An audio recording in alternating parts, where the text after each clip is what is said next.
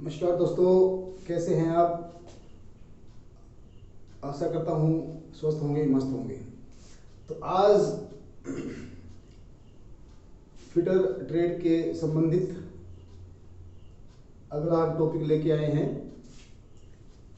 Hand tools. Hand tools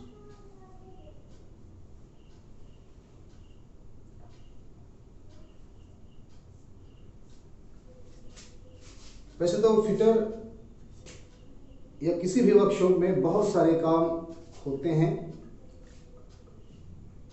जैसे filing, reaming, drilling, जैसे मैंने आपको फिटर की प्राथमिक निपुणताएं बताया था। तो उन्हीं कार्यों में से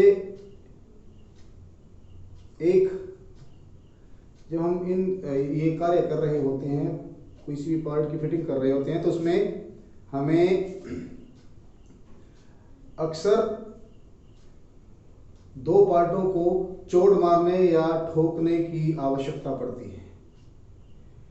ऐसे कार्य है जिन्हें चोट मारने की जरूरत पड़ती है।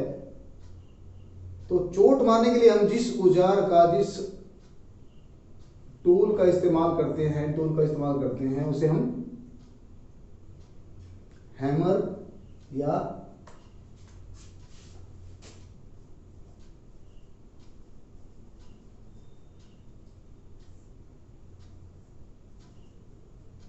हथौड़ी या फिर हथौड़ा कहते हैं। अब हथौड़ी या हथौड़ा से मतलब क्या है, क्योंकि अगर जैसे छोटे साइज का हैमर है तो उसको हम हथौड़ी कहते हैं, और जो बड़े साइज के हैमर हैं उन्हें हम हथौड़ा कहते हैं। हथौड़ा लेके आइए। तो ठीक है दोस्तों, तो आपको पता चला कि हैमर है क्या, यानी कि वर्कशॉप में ठोकने, पीटने या चोट मारने के लिए जिस औजार का इस्तेमाल होता है उसे हम हैमर कहते हैं। तो दोस्तों, हैमर आपको समझ में आ गया कि होता क्या है, परिभाषा क्या है। अब उसके हैमर के कई प्रकार होते, वो कई भाग होते हैं। प्रकारों की बात बाद में करेंगे। तो हैमर के कई भाग होते हैं, जिनमें से अभी मेरे पास ये एक हैमर है, हथौड़ी है। तो इसको पहले आपको मैं यहाँ इसके ऊपर रख के दिखा देता हूँ। ये जो है, ये पार्ट जो है, इसको हम बोलते हैं पेन। PANE, pen. और ये हैंडल के क्रॉस में है, तो ये क्या होगी, क्रॉस पेन। ठीक है दोस्तों, ये जो इसको पकड़ने के लिए, जो चोट मारने के लिए, जिसको बिना पकड़े चोट मारे या नहीं, तो इसको पकड़ने के लिए हैंडल लगाया जाता है लकड़ी का, इसको हम हैंडल कहते हैं। ये हैंडल हो गया।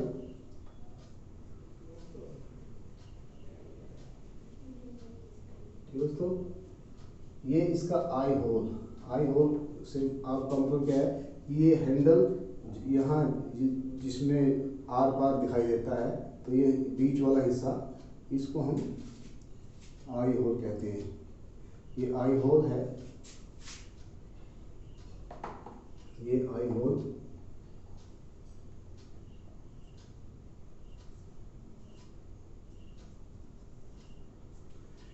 उसके बाद आता है दोस्तों, ये इसको हम चीक बोलते हैं, CHEEK, चीक। जैसे हमारे गाल होते हैं, ऐसे ही ये हथौड़े की गाल समझ लीजिए इसको। ये है इसका फेस।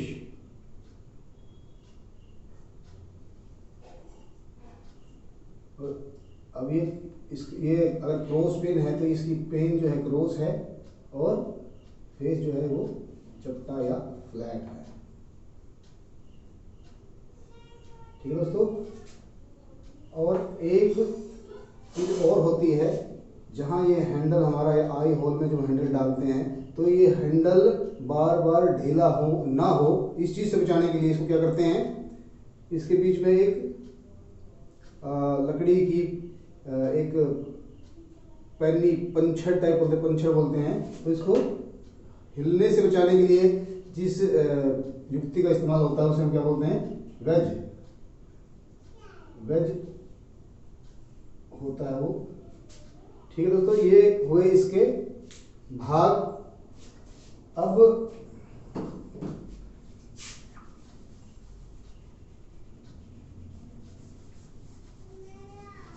आते हैं दोस्तों इसका मटेरियल, ये किस चीज का बना होता है?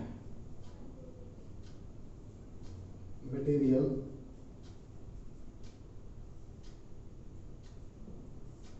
कि ये बना किस चीज का होता है? ये हाई कार्बन स्टील, HCS मतलब हाई कार्बन स्टील धातु का बना होता है, तथा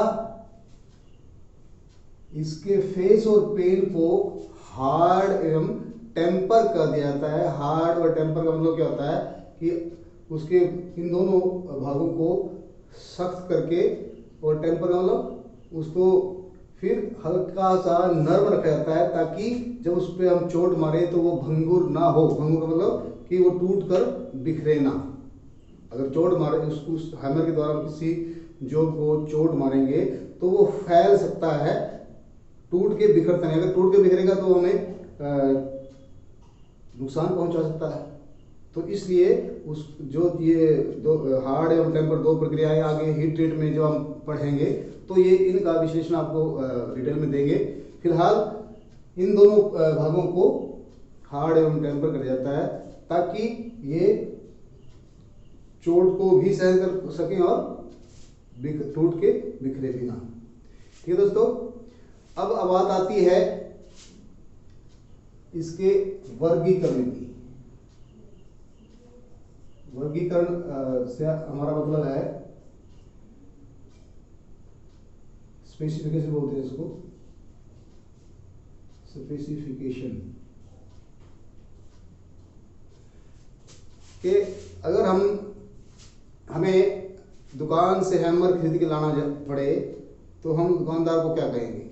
अक्सर तो ये बोलते हैं कि हमें हैमर दे दीजिए। अब वो जो भी आपको उसके पास होगा वो आपको थमा देगा, लेकिन अगर आपको उसका वर्गीकरण पता होगा, स्पेसिफिकेशन पता होगी, तो आप उनसे कह के मांग सकते हैं कि हमें इस टाइप का इतने भार का हमें हैमर चाहिए, इस काम के लिए चाहिए। ठीक है दोस्तों, तो इसको बोलते हैं हम वर्गीकरण या स्पेसिफिकेशन। और ये इसके पेन के आकार पे होती है, पेन के आकार पे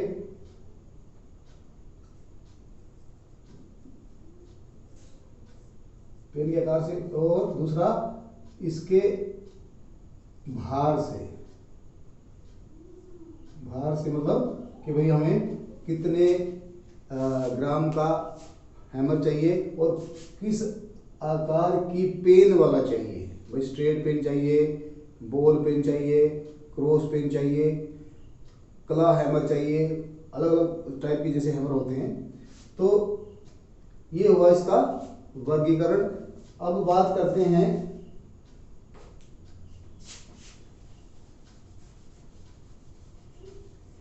हैमर के प्रकार की, टाइप्स ऑफ हैमर। तो हैमर के प्रकार जो है, टाइप्स ऑफ हैमर। हैमर कितने प्रकार के होते हैं? तो आकार और भार एवं कार्य के अनुसार हैमर कई तरह के होते हैं, जिनमें से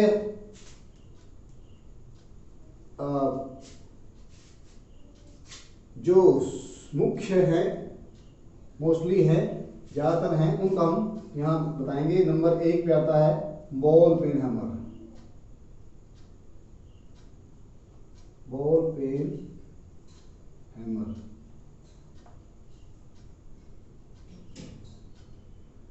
दूसरे पे आता है स्ट्रेट पेन हैमर।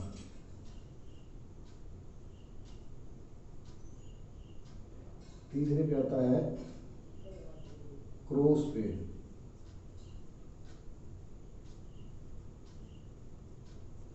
चौथे पे आता है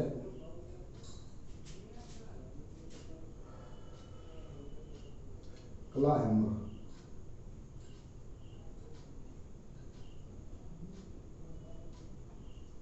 पांचवे पे आपका सॉफ्ट हैमर,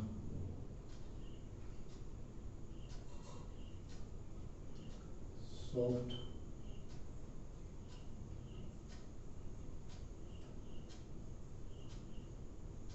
छठवें पे प्लास्टिक हैमर,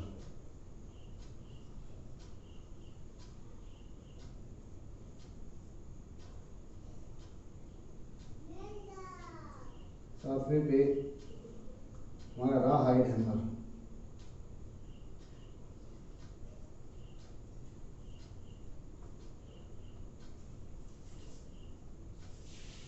और आठवें पे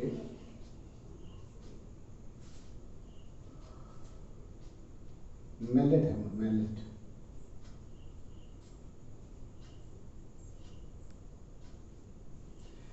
ठीक है दोस्तों, तो ये इतने प्रकार के हैमर मैंने इनका चित्र भी बनाया है और ये नाम यहाँ दर्शाए हैं।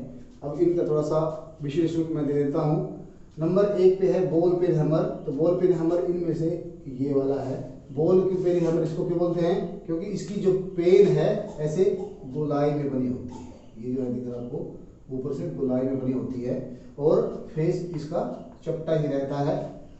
तो ये 110 ग्राम से लेकर 910 ग्राम तक के साइज में मिलते हैं और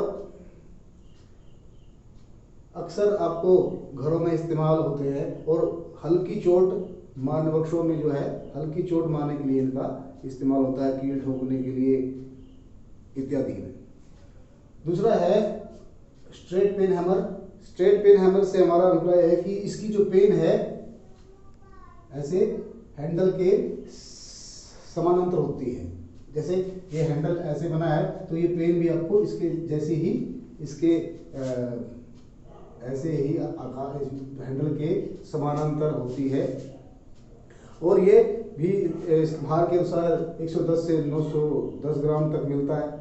और इसका इस्तेमाल कहाँ होता है? धातु को फैलाने के अंदर, कोई धातु में फैलानी है या फिर शीट मेटल के जब मोड़ते हैं तो उसके अंदरूनी भागों को हैमरिंग करने के लिए इसका इस्तेमाल ज़्यादातर होता है।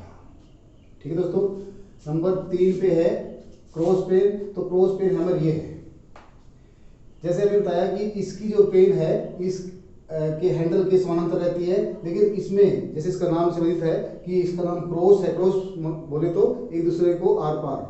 तो ये इसकी जो पेन रहती है इस हैंडल को क्रॉस करती है, यानी कि अगर ये हैंडल ऐसे है तो ये इसके ऐसे, पहले वो ऐसे था अब इसके आर पार, यानी कि अगर हम इसको ये कहें ये प्लस बढ़ा देती है ऐसे।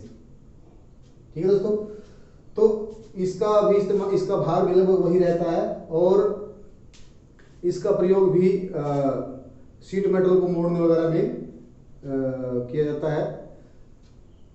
उसके बाद आता है क्ला हैमर। क्ला हैमर को इसको हम एक वो नाम और भी देते हैं, जमूर हैमर भी कहते हैं। जमूर हैमर, जमूर हैमर इसकी आकृति देखिए आपको इन तीनों से हटके दिखाई दे रही होगी। देखिए तीनों से हटके दिखाई दे रही होगी। अब इसमें क्या होता है कि इसकी जो फेस है वो फ्लैट ही रहता है, फेस जो है वो फ्लैट ही रहेगा, लेकिन जो इसका पेन है ऐसे अर्ध, क्या बोलेंगे इसको, अर्ध गोलाकार और बीच में से इसमें एक झिरी कटी रहेगी, ऐसे झिरी कटी रहेगी। देखिए तो ये जब हम ये ऐसे अर्ध गोलाकार इसलिए होता है क्योंकि जब इस्तेमाल करते हैं तो कील के हेड के नीचे इसको डाल के और जब इसको हम दबाएंगे तो ये कील को बाहर खींचकर निकाल देता है। आपने अक्सर देखा होगा जो कारपेंटर वगैरह हैं या मोची हैं, मोची तो वो जब जूतों वगैरह में जो कील ठोकते हैं तो जो अगर मुड़ जाती है वो, तो उसको निकालने के लिए क्या करते हैं, ऐसे इस हैमर का इस्तेमाल। ज़्यादातर आपको कारपेंटर जो लकड़ी फर्नीचर का काम करते हैं वहाँ आपको ये सबसे ज़्यादा देखने को मिलता है। ठीक है दोस्तों। तो उसके बाद है सॉफ्ट हैमर। सॉफ्ट हैमर ये है, तो सॉफ्ट हैमर में इसमें ये नरम धातुओं से बनाया जाता है। नरम धातु बोले तो तांबा, पीतल या टिन, लेड, शीशा, ठीक है ना। तो ये तांबा, पीतल या शीशा होता है लेड। लेड बोले तो एक भाषा से भारी धातु होती है और वो बहुत नरम होती है, उसको हम चाकू से भी छील सकते हैं। तो अब इसके नाम से ही पता है कि इसका प्रयोग वहाँ होता है जो जहाँ फिनिश्ड पार्ट होते हैं और उन पे स्क्रैच या निशान पड़ने की संभावना रहती है, तो उन पे निशान या स्क्रैच ना आने पाए तो इसका सॉफ्ट हैमर का इस्तेमाल करते हैं। ठीक है दोस्तों। उसके बाद ये भी भार में वही एक 110 ग्राम से 910 ग्राम के बीच जो भी साइज आपको मिलता है वो आप इसका इस्तेमाल करते हैं। उसके बाद है दोस्तों प्लास्टिक हैमर। प्लास्टिक हैमर में क्या है, देखिए आपको ये मैंने बनाने की कोशिश की है। इसकी यहाँ से लेकर पूरी बॉडी स्टील की बनी रहती है। यहाँ से ये मतलब ये जो आपको जो ये सेक्शन मैंने दिखाए हैं, लाइनें दिखाई है, यहाँ से लेकर यहाँ तक ये स्टील की बॉडी बनी रहती है। और ये जो ऊपर और नीचे जो टुकड़े लगे रहते हैं, तो ये प्लास्टिक के टुकड़े लगा दिए जाते हैं काट के। ऐसे प्लास्टिक के टुकड़ों को इसके ऊपर फिक्स कर दिया जाता है और इसका भी इस्तेमाल सॉफ्ट हैमर की तरह ही है। इसका इस्तेमाल भी सॉफ्ट हैमर की तरह ही है, क्योंकि प्लास्टिक का मतलब क्या है कि जब हम इससे चोट मारते हैं तो प्लास्टिक खुद प्रेस हो जाएगी। चोट जिसको हम चोट मार रहे हैं, जो धातु को, दो पार्टों को, उस पर कोई फर्क नहीं पड़ेगा। ठीक है दोस्तों। अगला है raw hide hammer. Raw hide hammer, इसमें और इसमें क्या अंतर है?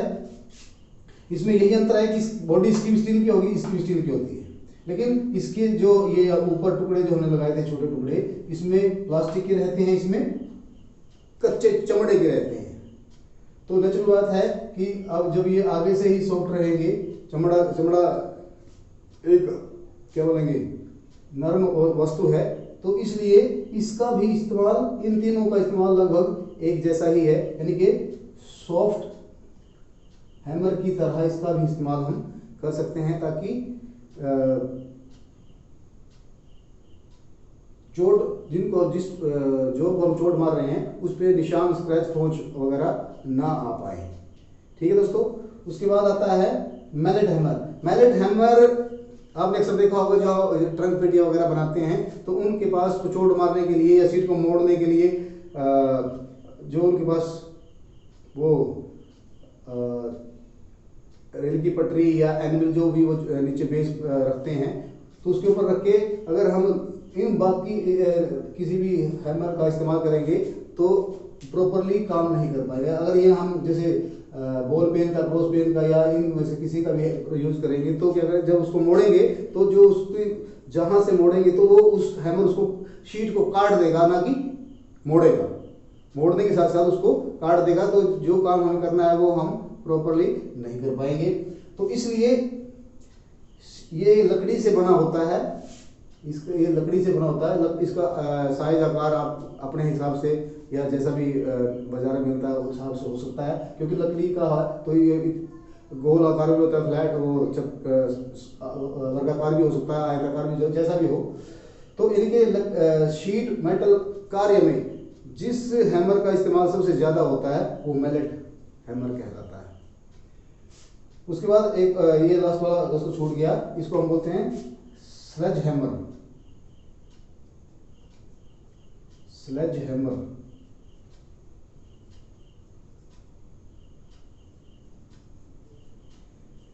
स्लेज, इसको हम घन भी बोलते हैं, घन हैमर भी बोलते हैं, घन।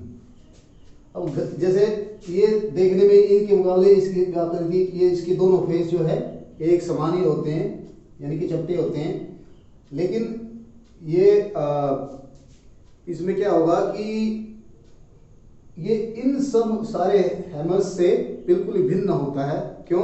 क्योंकि इसका प्रयोग इन सभी हैमर से भिन्न है। कैसे? क्योंकि ये कम से कम 2 किलो से लेकर मैक्सिमम 10 किलो तक होता है और इसका प्रयोग ब्लैक स्मिथी यानी कि लोहारगिरी, यहाँ जहाँ धातुओं को गर्म करके अत्यधिक भारी चोट मारने की आवश्यकता पड़ती है, वहाँ इसका इस्तेमाल होता है। ठीक है दोस्तों, तो ये अब आज आपने सीखा कि हैंड कटिंग टूल्स में हथौड़े का बारे में बताया हमने। तो वह हथौड़े के परिभाषा, हथौड़ा कहते किसे हैं, किस काम आता है, किस चीज़ का बना होता है और उसके पार्ट्स कौन कौन से हैं, भाग कौन कौन से हैं, उसके प्रकार कौन कौन से हैं, उनके काम कौन कौन से हैं और उसका वर्गीकरण हम कैसे करते हैं। तो आशा करता हूं दोस्तों आपको मेरा ये टॉपिक समझ में आ गया होगा। अगर समझ में आया है तो मेरे चैनल को सब्सक्राइब, लाइक और शेयर करना ना भूलें, ताकि और दोस्तों को भी ये जानकारी मिल सके और वो इसका फायदा उठा सकें। धन्यवाद। जय भारत।